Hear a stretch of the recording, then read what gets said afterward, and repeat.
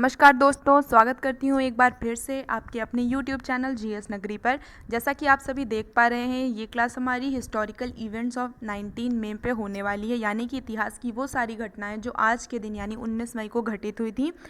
आशा करती हूँ आपने हमारी पुरानी वाली वीडियो यानी कि 18 मई वाली देखी होगी, क्योंकि 18 मई वाली वीडियो बहुत ही ज़्यादा ज़रूरी थी, क्योंकि 18 मई को दो दिन थे।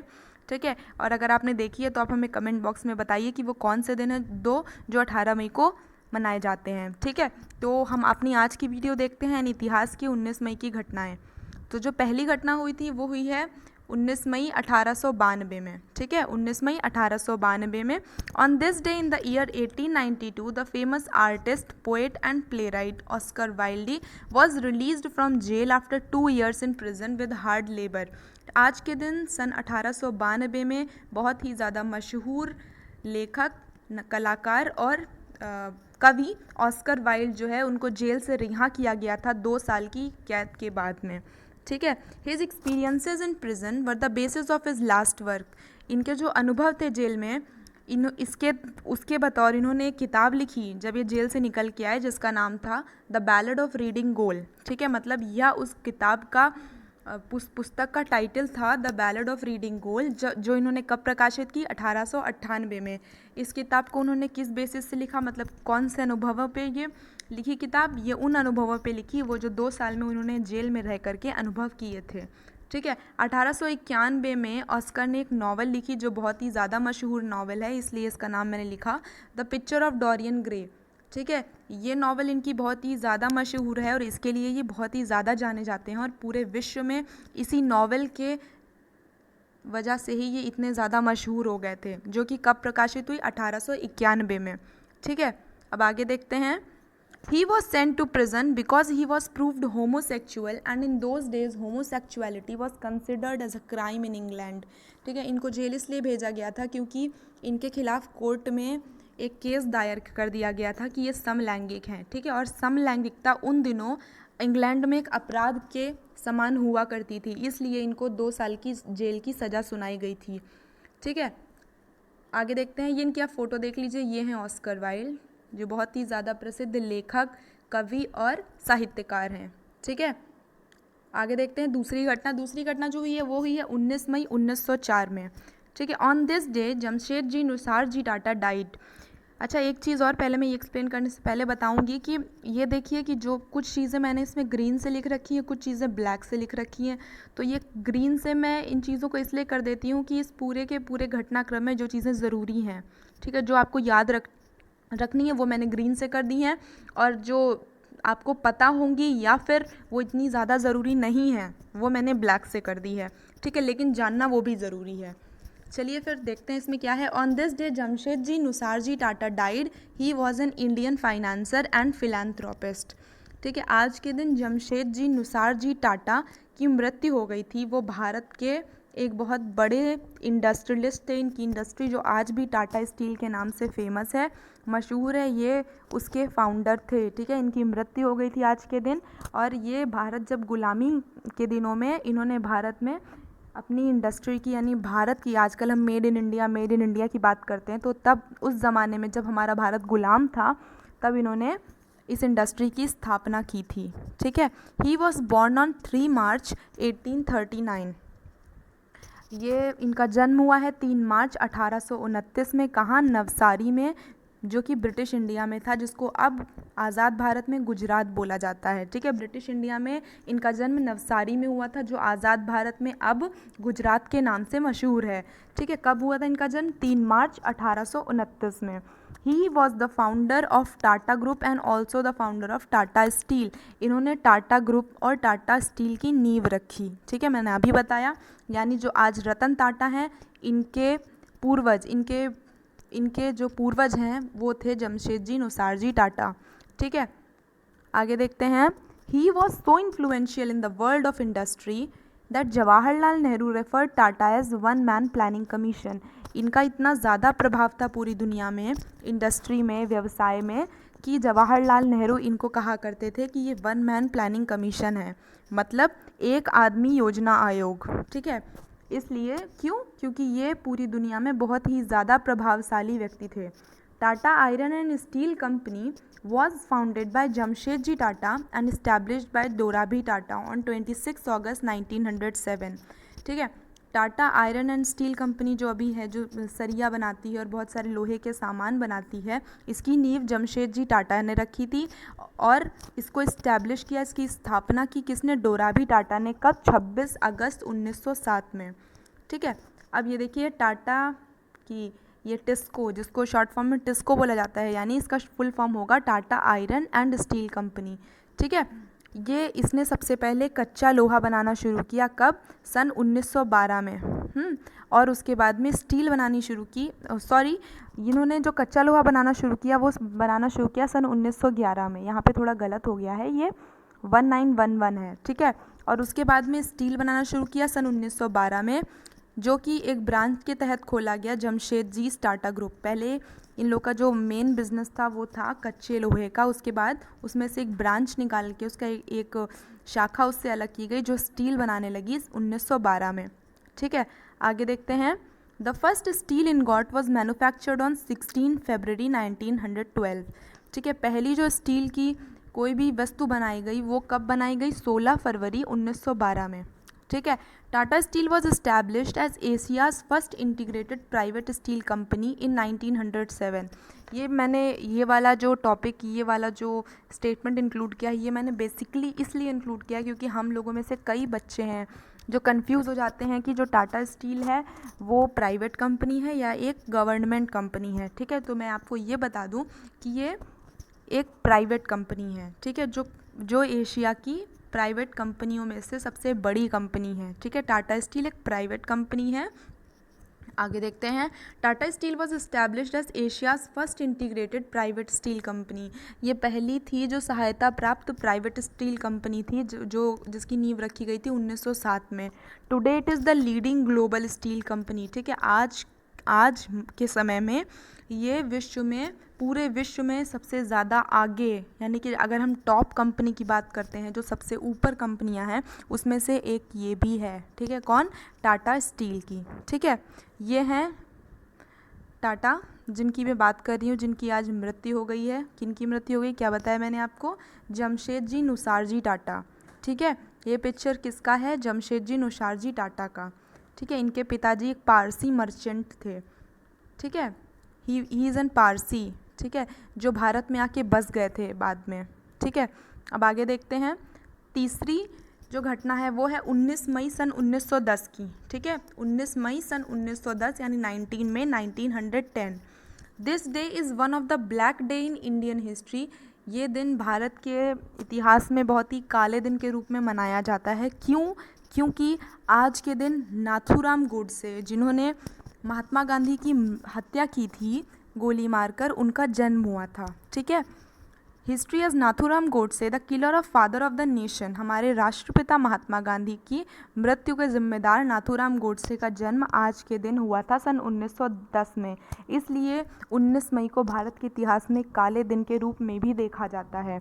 ठीक है, आगे देखते हैं। His full name was Nathuram Vinayak Godse. इनका पूरा नाम क्या था? किसका? नाथूराम गोडसे का। नाथूराम गोडसे का पूरा नाम था नाथूराम विनायक गोडसे। ठीक है, he shot Gandhi ji in the chest 3 times. इन्होंने गांधी जी के चेस्ट पे, उनके सीने पे 3 बार गोली मारी। ठीक है, with the point blank range in new Delhi, नई दिल्ली में।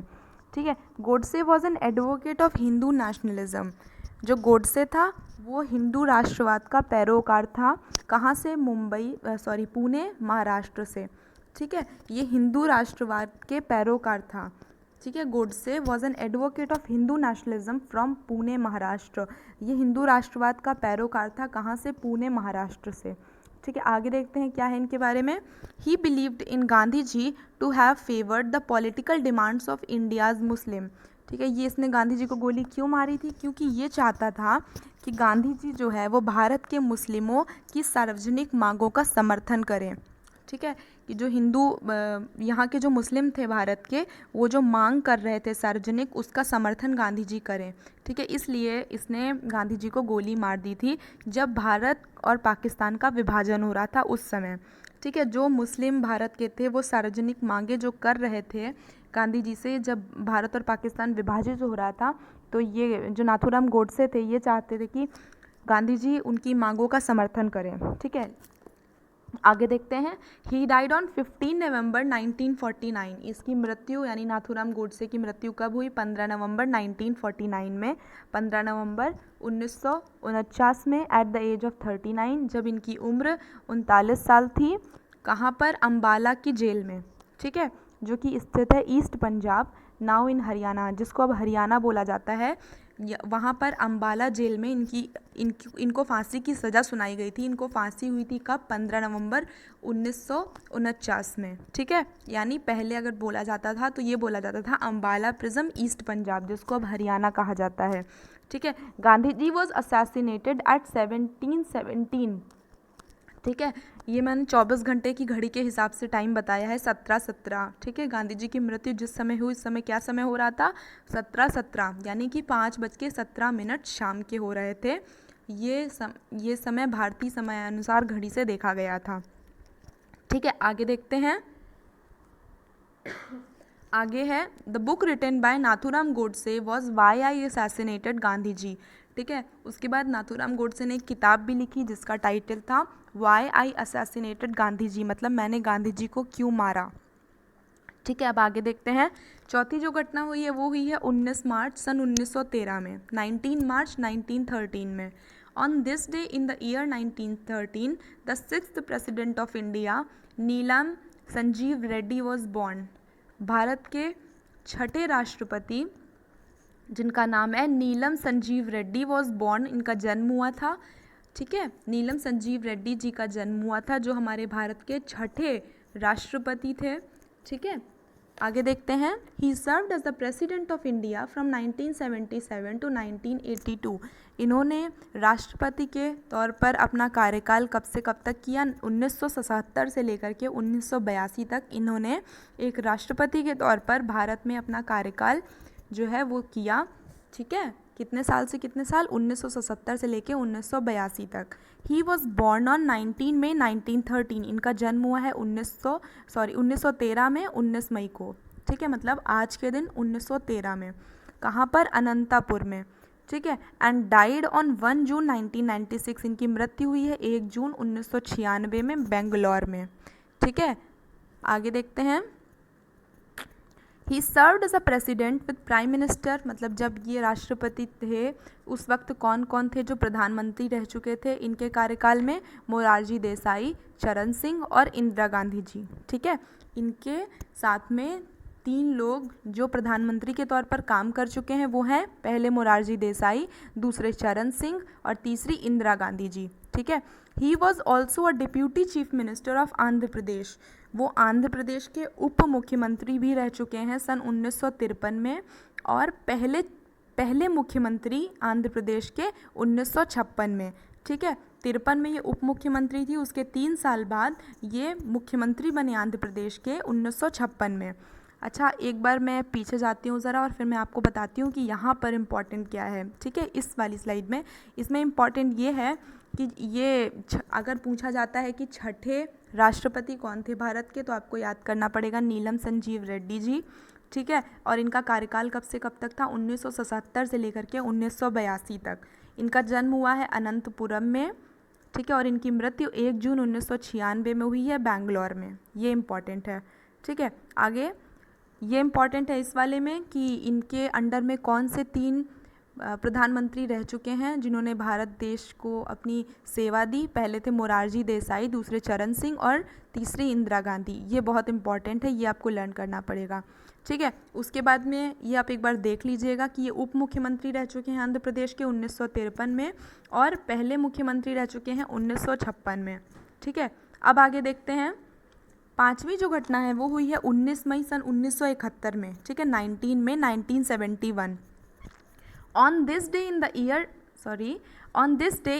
1971, the Soviet Union launched the mission Mars 2। ठीक है, आज के दिन सन 1971 में जो सोवियत संघ है रशिया का, उसने लॉन्च किया था मिशन मार्स 2। ठीक है, मतलब मंगल ग्रह अभियान 2 लॉन्च किया था सोवियत संघ ने। The Mars 2 was an uncrewed space probe of Mars program. ठीक है, ये जो मार्स 2 है ये क्या है? यह मंगल ग्रह लैंडर और ऑर्बिटर की श्रृंखला है। ठीक है, series of uncrewed Mars lander and orbiter. इस प्रोग्राम के तहत ये श्रृंखला बनाई गई थी जिसमें मंगल ग्रह लैंडर और ऑर्बिटर्स आते थे। ठीक है, now this mission is known to be launch from Russia. अब ऐसा सोवियत संघ भी आता है एग्ज़ाम में, और ये भी आता है कि रूस, ठीक है, रूस ने सन 1971 में कौन सा मिशन लॉन्च किया था, तो वो मिशन था मार्स 2। ठीक है, तो आपके एग्ज़ाम में कोई भी ऑप्शन आ सकता है, या तो सोवियत संघ आएगा, या फिर रशिया आएगा, या फिर रूस आएगा। आपको ये तीनों ही आंसर होंगे, आपको कंफ्यूज नहीं होना है। ठीक है, क्योंकि सोवियत संघ भी वही चीज़ है, रशिया भी वही चीज़ है, और रूस भी वही चीज़ है। इन तीनों में से कुछ भी आ सकता है ऑप्शन में। आगे देखते हैं। छठी घटना जो हुई है वो हुई है 19 मई सन 1980। ठीक है, 19 मई 1980। On this day in the year 1980, ठीक है, ये बहुत ही भयानक घटना हुई थी। एक सेंट हेलेना माउंट का वॉल्केनो है, ठीक है, मतलब वो एक्सप्लोड हो गया था 8:30 बजे सुबह। ठीक है, सुबह के 8:30 बजे वो एक्सप्लोड हुआ था, माउंट सेंट हेलेना नाम का एक वॉल्केनो। ठीक है, this led to death of 9 people on the spot and many were found missing. इसकी वजह से 9 लोगों की वहीं पर उसी जगह पर मौत हो गई जब ये फटा, और कई सारे लोग गायब हो गए। उसके बाद वो कभी मिले ही नहीं। ठीक है, यह ज्वालामुखी जो है ये सबसे ज़्यादा तेज़ फटा था सन 1980 में। ठीक है, और ये 5 बार फटा था। एक बार फटा, फिर थोड़ी देर रुके, फिर दूसरी बार। ठीक है, मतलब 5 सीरीज़ हुई इसके एक्सप्लोजन की, इस ज्वालामुखी के, जो बहुत ही ज़्यादा भयावह थी, और इससे 9 लोगों की उसी समय मौत हो गई, और बहुत सारे लोग थे जो उसके बाद कभी मिले ही नहीं। Saint Helena produced 5 explosive eruptions. मैंने अभी बताया 5 इरप्शंस हुए, 5 विस्फोट हुए मई और अक्टूबर के बीच में। सन 1980 में मई से शुरू हुआ और अक्टूबर 1980 तक इसमें 5 विस्फोट हुए, और ये अभी तक की सबसे भयावह विस्फोटों में से एक है। ठीक है, और इसमें जो पत्थर है इसकी उम्र कितनी है, इसकी उम्र 40,000 साल से ज़्यादा पुरानी है। ठीक है, जो इस ज्वालामुखी के पत्थर हैं उनकी उम्र 40,000 साल से ज़्यादा पुरानी है। आगे देखते हैं। ये देखिए, ये जो इमेज आप देख रहे हैं ये वही इमेज है जो सेंट माउंट हेलेना की थी जब इसमें विस्फोट हुआ था। ठीक है, हाई स्टीम प्लूम्स ऑन 19 में 1982, लेकिन ये उसके 2 साल बाद की, जब विस्फोट हुआ था उसके एग्जैक्टली उसके 2 साल बाद, यानी कि 1980 में बहुत ही बड़ा विस्फोट हुआ था। उसके अगले 2 साल बाद इसमें से सफ़ेद रंग के जो बादल आप देख रहे हैं ये निकलते देखे गए थे। कब? 19 मई 1982 में। ठीक है, अगले 2 साल बाद जब इसका सबसे ज़्यादा बड़ा विस्फोट हुआ था। ठीक है, आगे देखते हैं। 7वीं जो घटना है वो है 19 मई सन 2004 की, यानी 19 मई 2004। On 19 May 2004 the former prime minister of United Kingdom, यानी कि जो पूर्व प्रधानमंत्री थे यूनाइटेड किंगडम के, जिनका नाम था टोनी ब्लेयर। ठीक है, इनके बारे में मैं आपको अपनी पुरानी वीडियोस में भी कई बार बता चुकी हूँ। टोनी ब्लेयर, इनको जो है इनके अपोजिंग पार्टी के, इनके प्रोटेस्टर थे, विपक्षी थे। ठीक है, उन्होंने इनको एक बैंगनी कलर के पाउडर की मिसाइल को फेंक के मारा था जब ये अपने सांसदों को संबोधित कर रहे थे। कहाँ? In the house of Commons. ठीक है, हाउस ऑफ कॉमन में जब ये अपने सांसदों को संबोधित कर रहे थे उस दौरान इनके एक विपक्षी आदमी ने इनको बैंगनी कलर के पाउडर वाली मिसाइल फेंक के मार दी थी। ठीक है, Blair flinched at the 2 powder missile that were thrown at him during prime minister question. ठीक है, ब्लेयर बहुत ही ज़्यादा डर गए थे जब उनके ऊपर ये 2 पाउडर मिसाइल फेंकी गई थी, जब ये प्राइम मिनिस्टर के क्वेश्चन, यानी ये खुद प्राइम मिनिस्टर थे और इनसे सवाल पूछे जा रहे थे, उस दौरान इनको किसी व्यक्ति ने 2 बैंगनी पाउडर की मिसाइलें फेंक के मार दी थी। ठीक है, आज के लिए इतना ही। मिलते हैं हम अपनी अगली वीडियो में। अगर आपको ये वीडियो अच्छी लगी है तो लाइक ज़रूर कीजिएगा और शेयर भी कर दीजिएगा, और आपको इस वीडियो की PDF नीचे डिस्क्रिप्शन बॉक्स में मिल जाएगी, वहाँ से जाके डाउनलोड कर लीजिएगा। धन्यवाद। जय हिंद।